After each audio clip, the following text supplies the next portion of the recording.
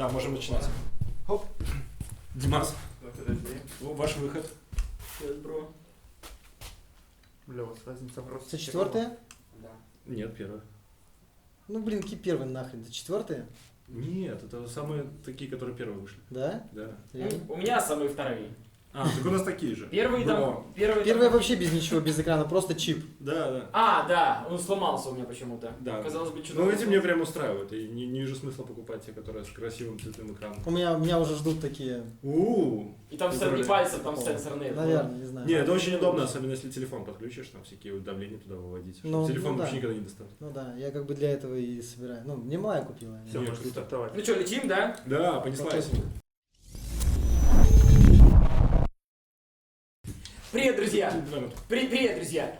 Мы, Егор, я, Димыч и Егор. И Егор, да. Наш Всем гость привет. сегодняшний. Расскажем вам про то, как войти в IT. Или как он вошел в IT. Как обычный человек. Блин, ты неправильно говоришь, А это, чё говоришь? это знаешь, как типа, я Димыч, это шоу Димыча и Егора, и с нами сегодня Егор, и вы на шоу «Маленькая IT-борода». Если вы знаете, есть IT-борода, у которого большое шоу, серьезные люди приходят рассказывать, что они там покорили все IT, они запустили Яндекс. Это «Маленькая IT-борода», где мы... IT-бородка.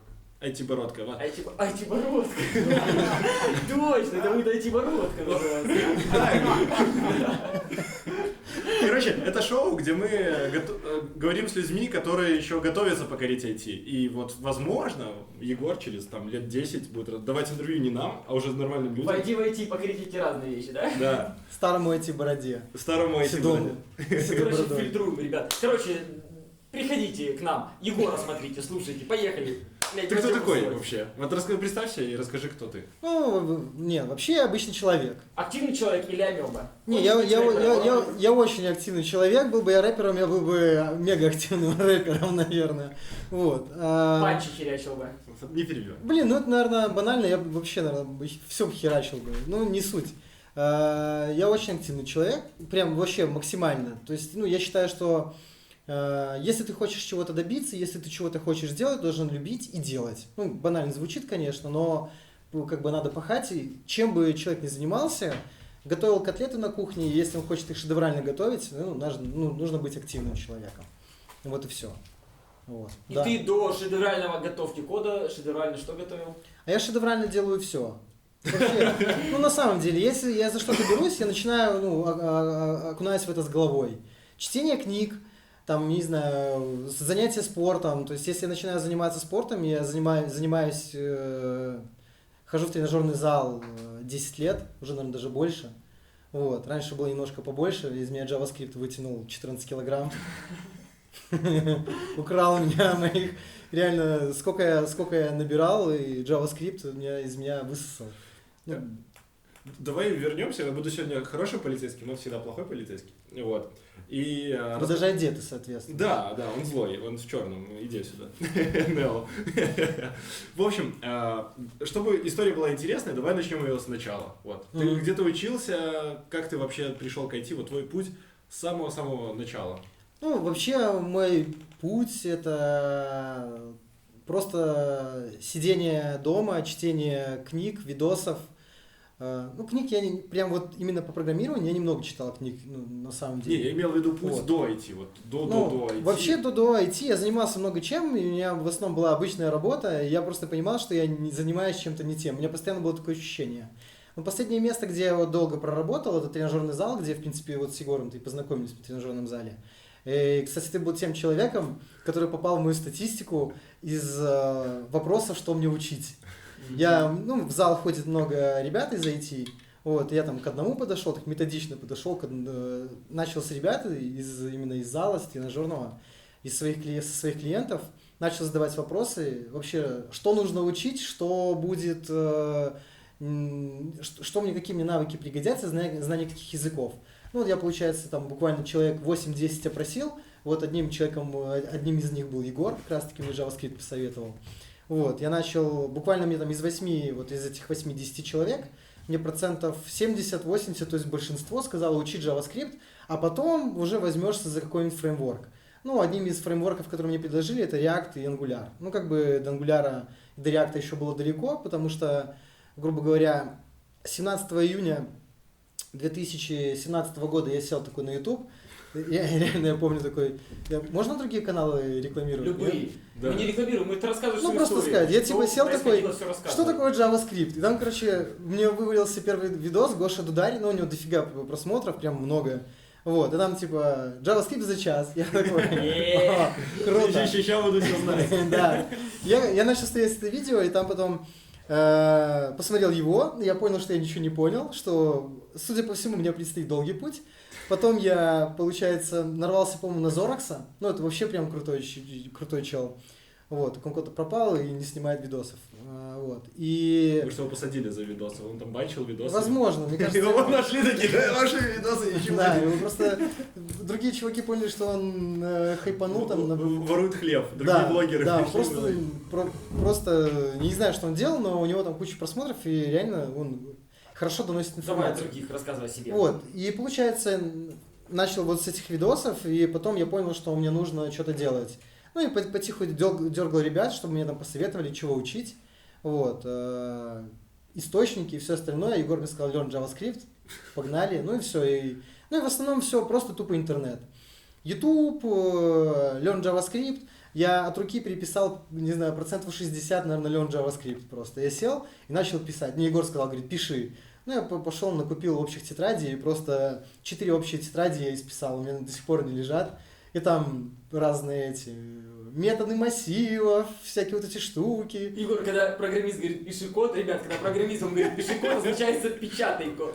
Нет, код. Бери тетрадь и печатай код. Нет, Егор мне сказал, реально бери тетрадь и пиши руками, потому что, ну, писать код это прикольно. Я начал такой, думаю, блин, ну, надо писать код, и нужно именно вот писать, набивать руку на коде. Ну, на самом деле, для меня это не сработало. Возможно, для кого-то это работает, но для меня сработало то, что мне нужно было очень много сидеть, изучать теорию, вот, и мне нужно, ну, вообще нужно понять различные там виды абстракции, все это, как с ними работать, вот эти кучи методов массивов, ну, вообще, когда начинаешь писать код, непонятно вообще, что с этим делать. Вообще непонятно. Чтобы всем было понятно, кто нас смотрит, ты до этого вообще как-то увлекался техническими науками? Вообще нет. Сколько тебе лет? Мне 29, мне скоро 30-ка. Много или мало? Ну, для нашего канала конечно, это вроде бы мало. Конечно, нет. Вообще-то мало, я считаю, что 30 лет это, наверное, это только начало расцвета сил.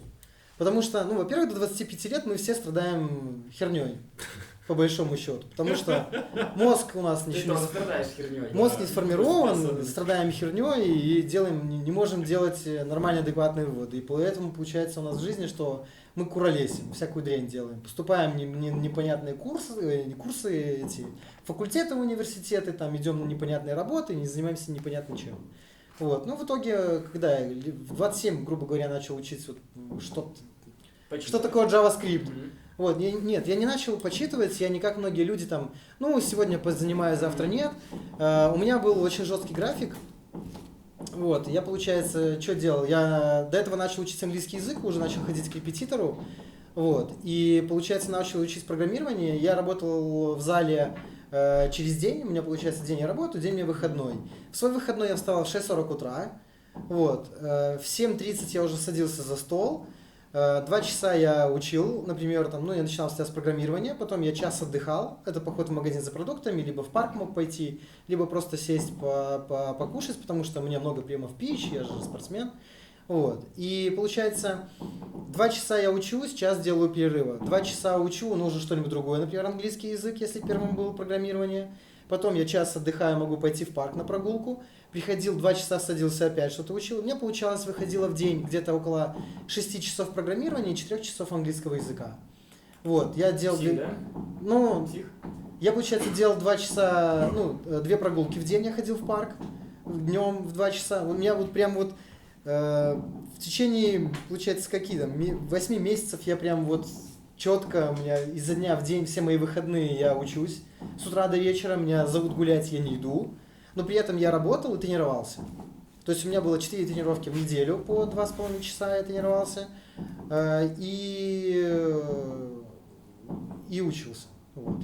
Такая дисциплина благодаря спорту?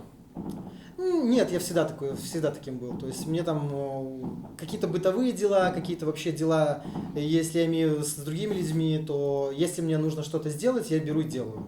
У меня нет такого, что я найду себе 1000 причин, чтобы этого не делать. Вот. Я в 25 лет меня климанул, я познакомился с одним очень интересным человеком в тренажерном зале. Я начал читать литературу научную, нон-фикшн, всякие эти штуки. Вот, я прочитал очень много литературы, пересмотрел огромное количество разных лекций по физиологии, я немножко знаю там физиологию, эволюцию, там разные методы эволюции, физика, все вот это. То есть я начал много читать, много смотреть, а потом я начал общаться с ребятами в тренажерном зале, с айтишниками, они просто говорят, вот, у тебя есть способность учиться, почему ты еще не войти? Попробуй поучи. У меня вот есть 2 товарища, которые очень сильно меня насели с программированием. Один это Миша Хвойницкий, он у меня в Wargaming работает, он прям меня так подталкивал на это. И другой вот мой товарищ Алексей, он в Варшаве живет, он занимается системами безопасности, и вот он был вторым человеком, который меня на это подтолкнул. Ну все, и вот я пошел, и мне по накатанной я просто только начал первые шаги делать, нравилось? Или ты просто воин такой, я не нравится, но я воин, я беру за все. Наверное, второй вариант. Не кайфовал, просто... Кайфа не было, потому что я вставал с утра и просто пахал. Вот. Потом опять же, кайфа не было до того момента, пока я не начал понимать, что я делаю. Первых 6 месяцев я сидел, я вообще не понимал, что я делаю. На самом деле. Я начал читать паттерны программирования, книгу, она на Java, по-моему, и там примеры на Java, я учу JavaScript. И это было на самом деле сложно. И как любые знания, они заходили с трудом. Так как я до этого прочитал огромное количество книг, пересмотрел огромное количество разных лекций, новая информация для меня показалась сложной, но осваиваемой. Вот. И просто сидел, читал, писал, учил, видосы смотрел, и просто это на постоянке. Можно сразу совет дать ребятам? Если вы запутались в жизни и не знаете, куда идти, вам нужно идти в спортзал. Ознакомиться с Егором. А уже там, там уже вас направить в спортзал, спорт, система вас направит. Спорт дисциплинирует на самом деле. То есть, опять же, здесь причинно-следственные связи другие. Скорее всего, в спорте окажется тот человек, который уже дисциплинирован. То есть, вряд ли спорт... Сидит человек на диване, пьет пиво и такой, хочу стать дисциплинированным, пойду в тренажерный зал. Нет, скорее всего, сам человек дисциплинированный придет в тренажерный зал и будет заниматься. В принципе, войти в спорт, как войти в IT. Кажется, пошел в спортзал, сразу качок, красавчик. Пошел в IT, сразу программист, сразу зарплата. Да. А по факту, приходишь, и там херячить надо, и там херячить надо. Везде херячить надо. Где бы ты ни был, чем бы ты ни занимался, везде надо херячить. Что бы ты ни делал. Вот. А ты ходишь в спортзал? Да, иногда. Я из тех людей, которые иногда заходят в зал. Я знаю, как он ходит в тренажерный зал, я следил за ним. Ты сейчас успеваешь и одно, и второе. Да. Я сейчас читаю книгу, кстати, вот IT-борода посоветовал Дедлайн, я почитал ее. Веселая книга. Художественный роман. Да, художественный роман. Рекомендую. На самом деле можно порекомендовать любому человеку, особенно который приблизительно вообще хочет стремиться или что-то узнать о менеджменте и об управлении проектами. У меня же образование, я же менеджер, я же управленец. Так ты не рассказал про свое образование. Вот, да. Вообще у меня высшее образование, я закончил МИЦО, это, если ребята смотрят из России, это в Минске есть такой университет, можно назвать так. Это раньше был частный институт, потом его сделали университетом, в общем, Шарага. Я туда пошел, чтобы меня не забрали в армию. Это прокатило. Высшее образование, я не знаю, где мой диплом лежит, но пусть будет. В армию не забрали, уже хорошо. Часть плана выполнена, и уже прекрасно. Вот. И в принципе, я думаю, если развиваться в IT-индустрии, и у тебя есть какие-то навыки и диплом, какой-никакой, возможно, это может помочь и в развитии как менеджера. Потому что, я не хочу просто сидеть кодить, я считаю, что каждый человек должен развиваться. То есть, если он кодит, и он хочет кодить дальше, пускай он может становиться хорошим техлидом, например, или еще кем-то, расти до высокой позиции какой-то. Подожди, это уже звучит как на большой бороде, да? То есть там достигать цели, вершин. У нас маленькая база. У меня супер вопрос. Я знаю, как ты учился программированию, ты задротил, и у тебя успехи были очень крутые, а как ты учился в универе? Ты там был да, отличником, я тоже хотел спросить, как ты учился в универе? Я учился на заочке, я первый год пытался учиться, потом прочухал, что туда можно, оказывается, не ходить, и я просто приходил на экзамен, на зачеты, прям вот перед экзаменом прибегал, спрашивал, что за предмет. Бывало такое, что просто из-за моей говорливости, из-за моей болтливости и подвешенного языка я получал оценки по некоторым зачетам выше, чем некоторые ребята. Ну, это было буквально пару раз, но это прокатывало. Я один раз на входе в кабинет, разговаривая с преподом, получил зачет. То есть мы ждали препода, он немножко задержался. И получается, мы заходим в кабинет, он что-то слово за слово, там, курсач надо было защищать. И мы что слово за слово, он там что-то ля-ля-ля, ему что-то сказал, говорит, давай зачетку. Мне прям чуть ли не в коридоре поставил, я пошел домой. Очень помогает. Говорливые люди очень легко входят вот на собесах. Их просто непонятно, что они знают, они просто говорят, и кажется, что... Там грузится информация, да, там, а у меня еще бабушка там. Да, ну вот перед вот тем рабочим местом, на которое я сейчас, где я сейчас работаю, я проходил собеседование в одной, ну такой немаленькой минской компании айтишной. Я проходил собес 2 раза, по техническим вопросам и по опыту я не особо подошел им, вот, но мне HR позвонил и сказал, что я понравился техлиду, ну просто, прикольный чувак, и вот они сказали, что мы готовы вас взять, хотя у нас укомплектован штат и клиенты, и сотрудники вроде как не нужны на проект, и опыта мне недостаточно, но... Просто понравился и решили меня взять. Хорошо, давайте сейчас будем советы здесь высвечивать. Нет, давай пока до советов. Расскажи про свое первое собеседование. А мой первый собес, это меня взяли сразу на работу, грубо говоря. Я туда пошел. Ну, пошел, потому что нужно было получать опыт. Я понимал, что... Ты делал резюме, вот как это классическое там? Типа, нет, резюме, меня парень, который со мной учился, он там уже работал. Вот, он мне порекомендовал, я пришел на собес, но меня по сути взяли. Вот. Не страшно было? Меня уволили из зала. Меня директор уволил из зала. Ты что, пропускал? Нет, я забил на работу, он пересмотрел вообще работу тренажерного зала и подход к вообще самой системе работы зала, но это не суть. Вот. И получается, меня, грубо говоря, взяли на работу, и там через 2 дня меня уволили. Я думал еще что-нибудь поискать, походить по собесам, но думаю, ладно, пойду пока сюда, ребята готовы меня взять, готовы меня учить и давать опыт, почему бы и нет. Вот. Я не буду говорить, что это было самое лучшее место работы, но там можно было работать и можно было получать опыт.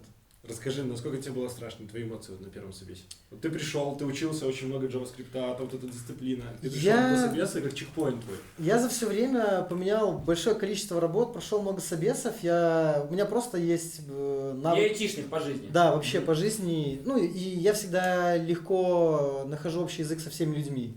То есть я никогда не тушуюсь, и я могу говорить. И мне не важно, сидит там передо мной 3 человека, 5 или 10, или 1. Или Егор, или 2. Или да. И не знаю, там будут смотреть ребята. Вот. Миллион. Может, миллион, да, 1 миллион просмотров. Дадите сфоткаться с кнопкой потом. Вот этой кнопкой. Поэтому ты не парился. Нет, смотри, очень важно, советы сразу фиксировать. Первое, это дисциплина, по сути. То есть у тебя все хорошо получилось, потому что ты мега дисциплинированный. Второе, это потому что ты мега болтливый и не боишься общаться с людьми. Да. То есть это так называемый можно soft skill сюда привлечь. То есть дисциплина, soft skill. Вот почему у него получилось? У него хорошо получилось. И дальше еще лучше получится. Он пойдет в большой бороде, не к бородкам маленьким. Да, маленькие бородки. У меня не растет. Нарисуй такое.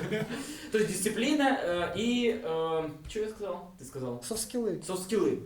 Как бы, получается, вот это тебя пока что привело... Вообще, я вот с Егором мы пообщались, он мне рассказал про софт-скиллы, я начал смотреть, читать, благо есть интернет, огромный источник информации, вот. И посмотрел про софт-скиллы, и я просто понимаю, что...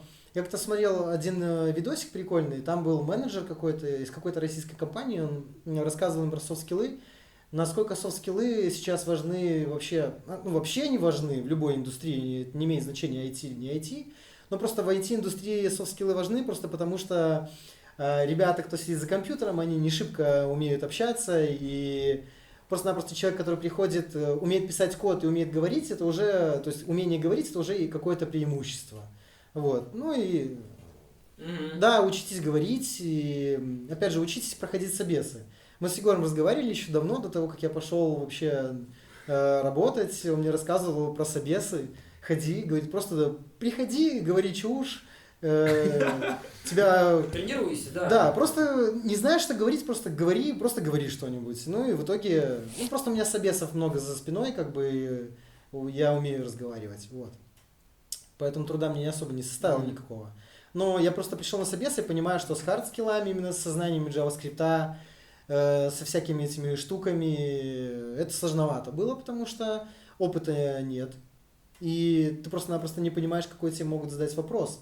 Вот. И, ну, благо то, что меня спрашивали, я почему-то это знал. Ну, а первый проект, вот куда тебя взяли? Мне везет на CRM-системы, я пишу CRM-системы. Мне кажется, я скоро стану специалистом по CRM-системам. И я, когда ребятам говорю, когда на собесы ходите и выдумываете себе опыт, как бы, то говорите, что вы разрабатывали CRM-ку. Ну, это универсальная тема, потому что все пишут CRM-ки, да, это нет такого... Чтобы кто-то не писал CRM. Ну, сайтик у тебя спросит, какой сайт? Ну, там, я правда, делал сайты. Я скажу, какие сайты? Ну, ты такой, ну, их уже нет. Да? А CRM-система, ну, это внутренний проект, где вы не посмотрите. Вот. И сейчас на текущем месте работы я тоже пишу CRM-систему. Мне так нравится на самом деле про бэкэнд, когда спрашивают, а что ты делал?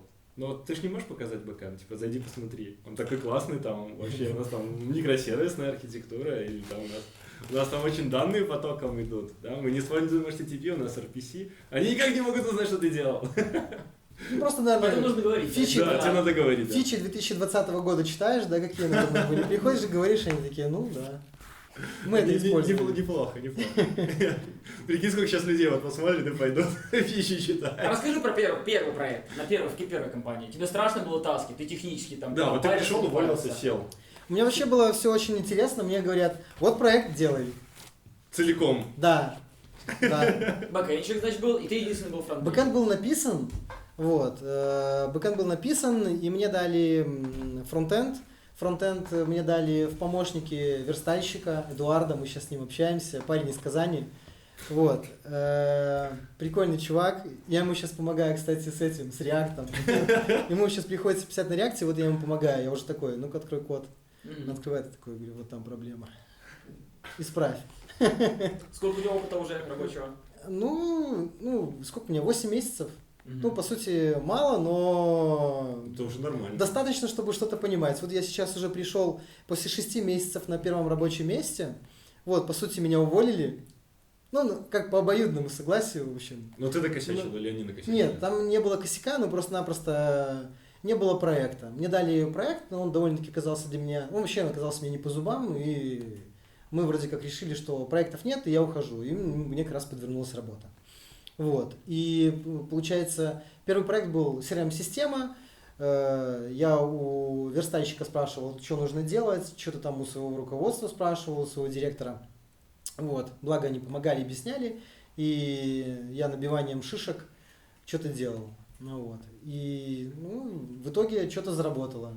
Вот. По-моему, работает CRM-система. Они там что-то даже, не знаю, может продали, может нет. Не это, знаю. кстати, крутая штука, когда ты задаешь задачу, и ты такой не знаешь, как ее делать, ты не сидишь такой, типа, блин, я ж не знаю, как ее делать. А что делаешь? Идешь и спрашиваешь, типа, а что делать? Спрашивать вообще нужно, это опять же soft skill, ты не должен мучать, бояться, трястись, если не знаешь, как сделать, все равно, это же бизнес, короче, а многие реально, А многие сидят такие, надо узнать, и сидит такой, медитирует, там, пытается с космоса получить энергию. Не, ну это зло, сидеть прям мучиться, это зло. У меня мой директор, вот на первом месте работал, мне постоянно бомбил мне прям по голове, говорит, спрашивай, задавай кучу вопросов, потому что именно через вопросы ты поймешь суть самого проекта и вообще того, чего от тебя хотят добиться. Ну вот, сейчас у меня проект, мне реально дают задачу, я вообще не понимаю, что мне хотят. Вообще, то есть мне говорят, сделай, а я сижу, и я вообще не понимаю, что сделать. И, ну вот вопрос, а это так должно быть или так? А это так, а это так, а это. А если сюда нажму, что должно быть? Ну, самое главное, вот я общаюсь с некоторыми опытными ребятами, они мне говорят, что приходят жены, сидят, пыхтят, день, два, три, таску не могут решить, а потом они спрашивают, что ты сделал, они говорят, ничего, я там сидел, страдал. Вот. Ну, естественно, это плохо, поэтому если вы нацелены на то, чтобы развиваться именно как профессионал, то первое, что нужно признать, для себя, это то, что ты ничего не знаешь, и для того, чтобы что-то узнать, нужно задать вопрос. Третий, значит, совет. Да, это не нужно бояться казаться быть идиотом. Это вообще, это, мне кажется, классика это в любом деле. Поэтому если есть ментор, если реально показали, ткнули пальцем в человека, сказали, что он будет помогать, идите его долбите. Скорее всего, ему будет это не нравиться, он будет от вас максимально убегать, 100% прятаться, но нужно плестись за ним, и у него выбора нет, он все равно вам что-нибудь да подскажет. Он все равно вам скажет. Ну, а все-таки дополню, чтобы не было сильной ненависти, старайтесь правильно формулировать вопрос. То есть не просто «у меня не работает», не просто «не знаю, как делать», а «я уже попробовал что-то нагуглить, я уже попробовал что-то сделать, я уже подебажил в этом месте, вот что должно быть, ну, более конкретный вопрос, и вас не будет так сильно ненавидеть». Ну вот руководитель на первом моем месте, вот у него главное правило, перед тем, как задать вопрос ему, нужно этот вопрос написать на бумаге. Написать на бумаге и попробовать на него ответить самому, потому что грамотно составленный вопрос это уже половина ответа. Вот, ну, в принципе, я соглашусь, это работает. Да. У тебя есть тетрадка с вопросами такая большая? Нет, у меня есть тетрадки с кучей всякого барахла. Вот мне, допустим, какая-то, вот что-то я где-то нахожу, я просто записывал туда раньше. Там, допустим, даже читал дедлайн и записывал какие-то интересные вещи. Круто. Ну, потому что какой-нибудь там, не знаю, agile методология, если ее можно назвать методологией, она в любом случае где-то будет встречаться, и там в ней очень много всего, и если где-то ты что-то услышал интересное, то, я думаю, это стоит либо запомнить хорошенько, либо записать. Ну, скорее всего, записать. Давай небольшой тест. Если на проекте работает 10 человек, команда 10 человек, если сделать 20 человек, сделаем проект в 2 раза быстрее? Нет, конечно. Все, проект Да, пошел собес. Agile специалист. специалист. Этот тимлид. Не, agile coach. Это сейчас Да, новое. coach. Ну, тоже Мастер. Да, он приходит в команду, вот сидят там 3 Егора, уже больше Егоров сидит. И он такой, типа, вы знаете agile? И ты такой, я не знаю agile. Я ничего не знаю про agile. Он такой, сейчас я тебя научу. Потому что я коуч. Садись, сынок. Да, сейчас все будет. Давай про бабки поговорим. Суммы называть не будем, но первая зарплата, помнишь ее, да, в голове держи. Да. И сейчас, во сколько ты ее за 8 месяцев, во сколько она больше, чем та, которая была первая? 5 раз. 5 раз больше. Охренеть. Прикиньте, какой рост? Ну, Экспонента. Я пришел, мы договорились на одну сумму с моим руководителем, но в итоге я работал в выходные дни, там были майские праздники, я работал, работа шла, было видно, что я работаю, что я выполняю таски, и что у меня проект работает, и он становится больше, то есть как бы видна работа. То есть я пришел человек, который без опыта, мне дали проект, я делаю один, и он делается. Вот, он делался, и в итоге мне заплатили больше. Грубо говоря... Ну ты сам попросил или они просто... Нет, мне пришли деньги на карточку, там, 150% от того, что мы договорились. Ну, как бы, приятно, да. И потом, ну, по сути, мы договорились на одну сумму, оплатили мне в 1,5 раза больше. Вот, потом мне еще раз повысили зарплату, а потом меня уволили. Я не буду говорить, что я ушел, я буду говорить, что меня уволили. Это правдивее, да? Ну, Ближе. нет, наверное, нет, ну, как бы... Но ты не ходил с запросом, типа, дайте больше денег.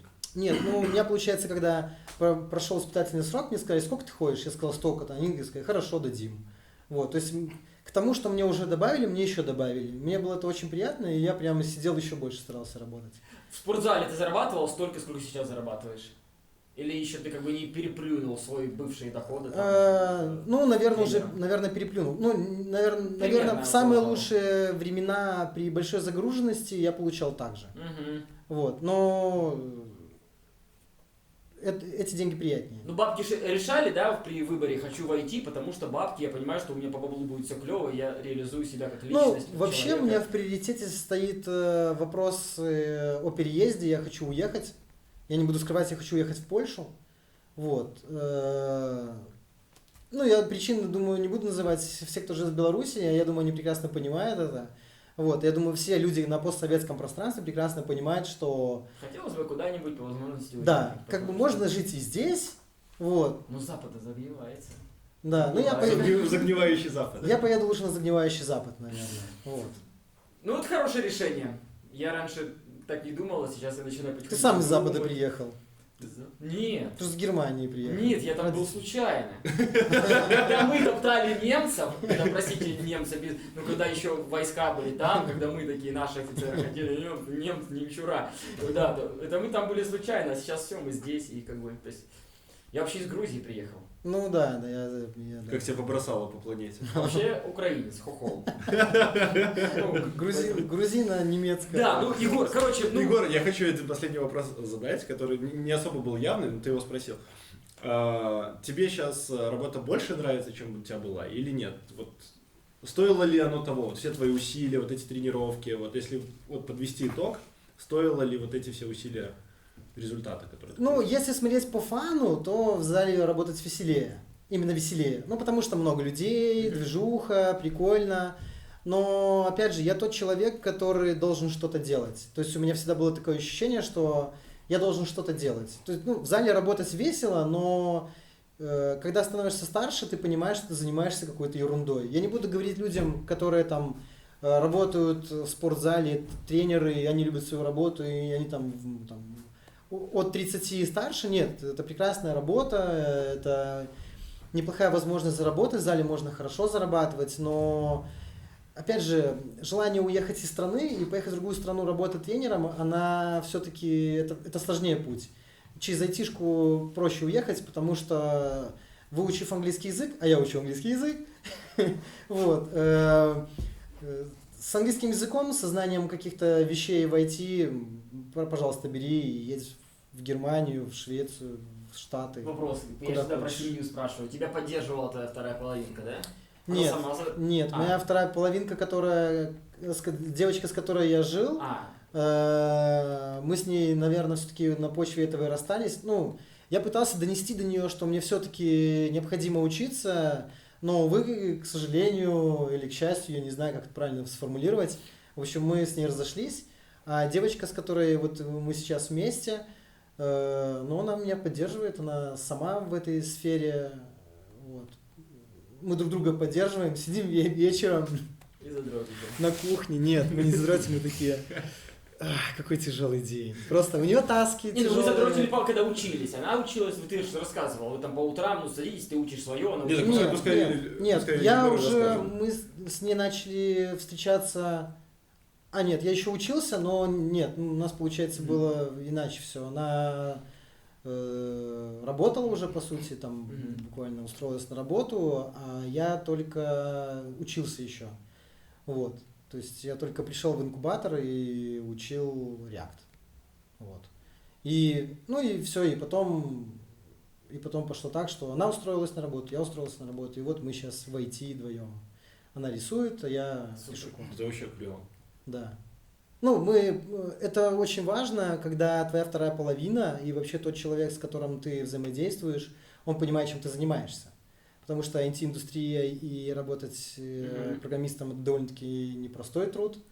Вот. И когда человек, с которым ты живешь, он понимает, чем ты занимаешься и тебя поддержит, это важно. Потому что я понимаю, чем занимается она, и она понимает, чем А занимается были у я. тебя хейтеры, кто там другие друзья, родители, дяди, тети, братья, сестры и так далее? Кто говорили, куда ты сунешься, чувак, куда ты сунешься? Нет, и у меня почему-то никогда в жизни таких рядом людей со мной не было. У меня все люди меня всегда поддерживают. Я даже когда занимался спортом, тратил кучу времени и денег на это. У меня мама, допустим, самый близкий мой человек, она всегда говорила: занимайся, главное, чтобы тебе нравилось. Чем бы ты ни занимался, вот тебе нравится, на здоровье. Занимайся, и все получится. Ну, сейчас мне пишут некоторые ребята, спрашивают совета, приходят ко мне, мы с ними общаемся, и я могу... Ну, у меня почему-то легко получается замотивировать людей, поддержать их, какой-то дать им толчок дополнительный. Там. Это уже мидл, наверное. Не, я когда последний раз общался с Егором, он говорил, что он уже тимлидит команду. И собеседовал кого-нибудь уже? Да, я же ребят из инкубатора и собеседовал. Ну, как тимлидить? Мне сказали, у тебя будет проект, и ты будешь его делать, набери себе команду. Вот так вот. Ну, это все на той же работе, где мне дали проект. Это, грубо говоря, был мой второй проект. Мне дали проект и сказали, вот тебе работа, и бери людей. И я собеседовал людей. Это было, конечно, адски. Жуткая нехватка рабочих рук, поэтому вас всех там ждут. Не бойтесь, главное, дисциплина, задротство, чтобы нравилось. Звучит как галеры, вас всех там ждут. Не, ну ладно. Знаешь, типа, вот эти наручники одеваешь, и пошел. Ну, за такие бабки можно немножко надеть наручники, а если они еще пушистые будут, и будет над тобой менеджер красивая какая-нибудь стоять. Не, ну я считаю, что человеку, который хочет пойти в IT и начать учить какой-нибудь там из языков программирования, ему нужно просто-напросто понимать, что я всегда говорю ребятам, я никогда никого не отговариваю, да, то есть наоборот я говорю, хочешь заняться этим, пожалуйста, занимайся, но ты должен понять, какая будет на тебе ответственность.